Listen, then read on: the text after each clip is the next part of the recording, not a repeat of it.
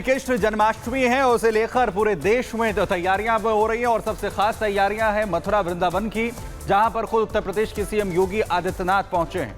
आपको बताएं कि जहां उन्होंने तैयारियों का जायजा लिया है, साथ ही साथ उनकी तरफ से कल भगवान श्री कृष्ण के मंदिर में जाकर दर्शन भी किए जाएंगे। कई भक्त देश विदेश से मथुरा वृंदावन पहुंचते हैं भगवान श्री कृष्ण के पराकाष्ठ दिवस के मौके पर, और इसी के लिए जो खास तैयारियां हैं वो यहां पर की गई हैं। और फिलहाल उत्तर प्रदेश के सीएम योगी आदित्यनाथ श्री कृष्ण जन्म महोत्सव का शुभारंभ, यहां पर जन्मोत्सव का जो कार्यक्रम है उसकी शुरुआत उन्होंने की है। क्या कुछ कहा उन्होंने, सुनवाते हैं आपको। प्रसन्नता है आयोजित तीर्थ विकास परिषद ने और यहाँ के जनप्रतिनिधियों ने इस बात का उल्लेख किया है कि भगवान श्री कृष्ण का 5251वां जन्मोत्सव का ये आयोजन इस बार इस भूमि में इस आयोजन के साथ हम जोड़ने जा रहे हैं। आप सोचो, दुनिया के अंदर कोई देश ऐसा है, कोई मत मजहब संप्रदाय ऐसा है जो ये कह सकता हो कि उनकी उत्पत्ति भी इतनी पुरानी हुई हो? किसी के पास इतिहास नहीं, किसी के पास नहीं है।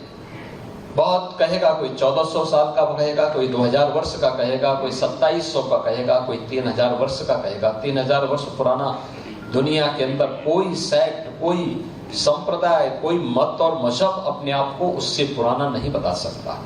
उससे पहले क्या था, कुछ भी पता नहीं था।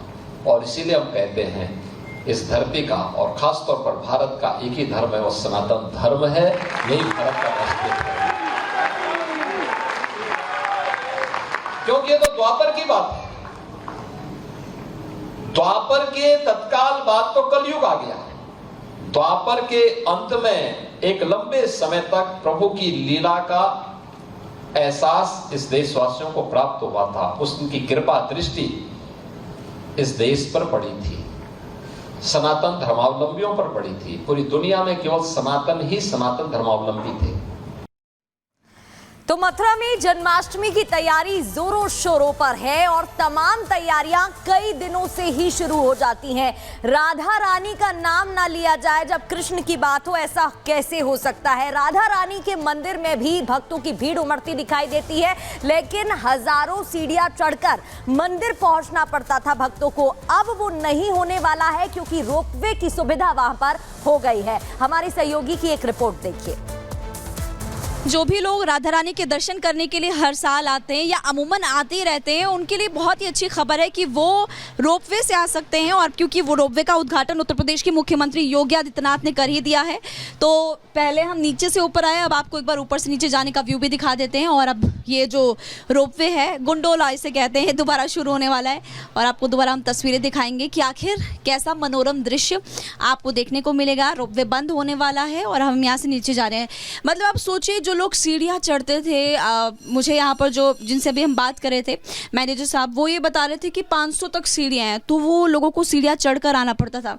तो अब लोगों को ये परेशानी नहीं आने वाली है, आप सीधे आ सकते हैं। मात्र 100 रुपये आपको देने हैं। ऊपर आप रोपवे आएंगे और वहाँ से नीचे भी आप आ जाएंगे मात्र 100 रुपये में, और कुछ ही मिनटों में जो दूरी है वो ख़त्म हो जाएगी। अब हम नीचे जा रहे हैं और कुछ व्यू जो मेरे सहयोगी, मेरे विजय है मुकेश, वो आपको दिखाएंगे और आप देखेंगे कि हरी भरी वादियों के बीच, क्योंकि बरसाना ये है, बरसाने में हमारी मौजूदगी इस वक्त है, और बरसाने के बीचों बीच पहाड़ पर ये राधा रानी का मंदिर है।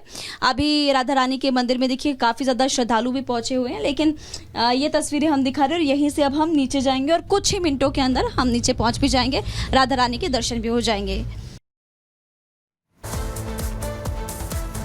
और आगे बढ़ते हैं, बात करते हैं बाढ़ और बारिश से। पूरे देश भर में अलग अलग तस्वीरें सामने आ रही हैं, इससे तबाही मची हुई है। उत्तर से लेकर दक्षिण, पूरब से लेकर पश्चिम तक हर जगह लोगों का जनजीवन पूरी तरह से अस्त व्यस्त है।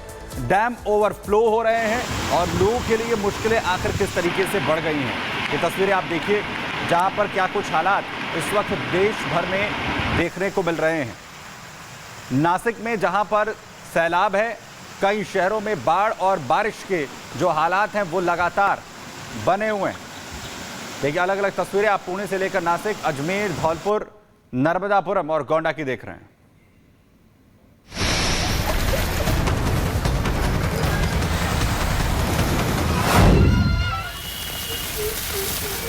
कुदरत का कहर, पानी में डूबे घर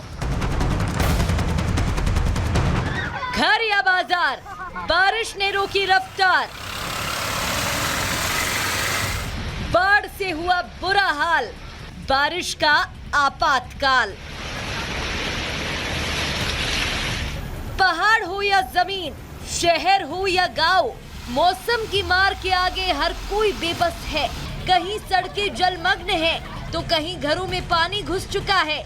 लोग अपनी जान बचाने के लिए सब कुछ छोड़कर पलायन करने को मजबूर हैं।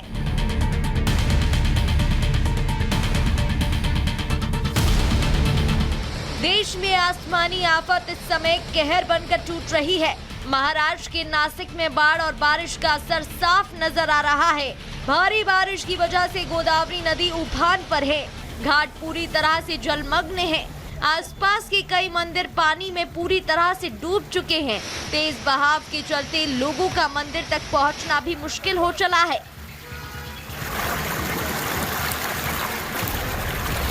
महाराष्ट्र ही नहीं, राजस्थान भी इन दिनों बाढ़ बारिश की मार से बेहाल है। सड़कों पर पानी है। लगातार हो रही बारिश के चलते प्रदेश के कई जिलों में जलभराव की समस्या देखने को मिल रही है। इसी बीच मौसम विभाग ने जयपुर, जैसलमेर, बाड़मेर, नागौर, उदयपुर, अजमेर, चित्तौड़गढ़, झालावाड़, चूरू और जोधपुर जिले में भारी बारिश का अलर्ट जारी किया।